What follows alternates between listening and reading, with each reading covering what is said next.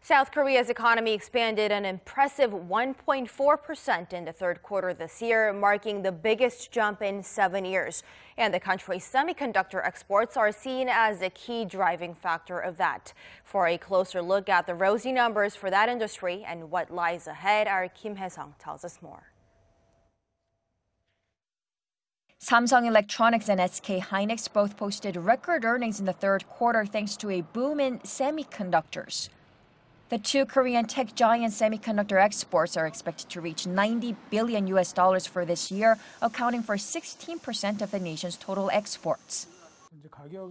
Prices of D-Ram and Nand flash, the two main memory chip products, have doubled on year as global demand exceeded supply, which has been flat since 2015.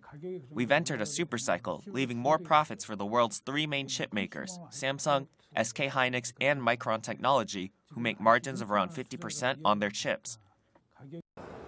The global semiconductor industry is expected to top $400 billion for the first time ever this year.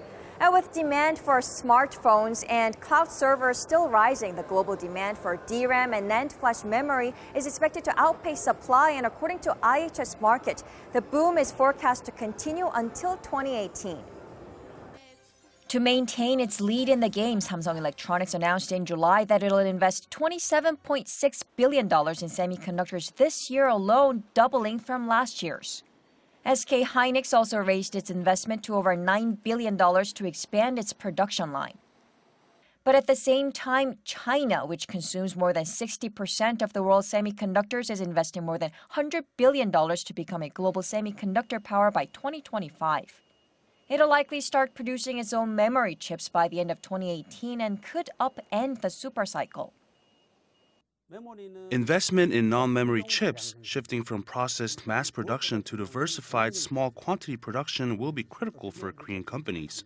The fourth industrial revolution is expected to drive demand for non-memory chips that are used for artificial intelligence and Internet of Things. Recruiting talented engineers will also be important.